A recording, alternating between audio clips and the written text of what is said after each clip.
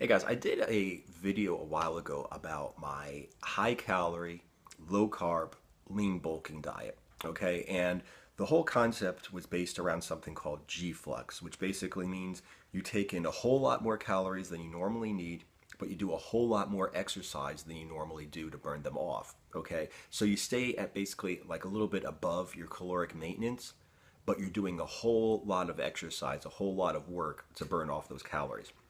Now, the problem is you're not always going to be able to do that much exercise. Some people have no interest in athletics. Some people don't want to do a whole lot of cardio. They just don't want to spend the time. Okay, they want to go to the gym, get strong, and then come back. Other people, you might be going to school, you might be going to work, you might be doing both, you might have a new baby, you might have someone in the family who's sick, you might be injured. So you might have to like tone down your training for a short amount of time, and then you're going to have to tone down your diet as well so you don't get fat. Now, let me talk about the difference between the two diets. First of all, the other diet that I had you taking in 3,800 calories. Okay, just for the example of a person who weighs, let's say, 180 pounds or so.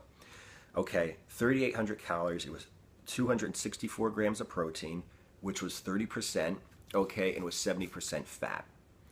Now, if you're going to be doing a lower calorie lean bulk with low carbs, you're going to be doing things a little bit differently. For the same person, okay, I would have him taking in 2,500 calories, okay, and it would still be 264 grams of protein. The protein you still keep up. Now, what that means is you're not going to be getting 30% protein and you're not going to be getting 70% fat. It's going to be more like 55, 45. 55% fat of calories and 45% protein calories. Now, if you look at this much lower ratio of fat to protein, you'll see that this 55%, 45% is similar to what's on the steak and eggs diet. If you break down the macros on the steak and eggs diet that Vince Gironda had, the anabolic diet that Mario De Pasquale had was also about 55% fat, 45% protein. So what I'm basically saying is, you cut down your total caloric intake by cutting down on the amount of fat that you take in, okay?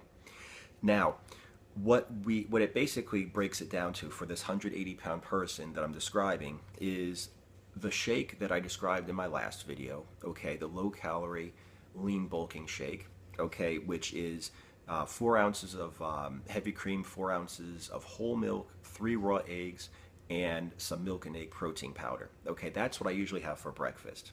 Okay, then for lunch I'll have chicken fried in olive oil or fried in coconut oil, and I'd have a half a cup of full-fat cottage cheese. Okay, then pre-workout when I get home from work, I'll have the same shake I had in the morning, and I'll have 200 grams of chicken fried in coconut oil or olive oil, and then afterwards, after my workout, I'll have 200 grams of chicken and a half a cup of cottage cheese. Okay, so spread over the entire day, it's 2 of my lower calorie lean bulk shakes, okay, 3 servings of 200 grams of chicken, okay, and 2 servings of a half a cup of cottage cheese. Now, of course, I also take my fiber supplement. If I have the opportunity to take a salad, I'll have a salad as well.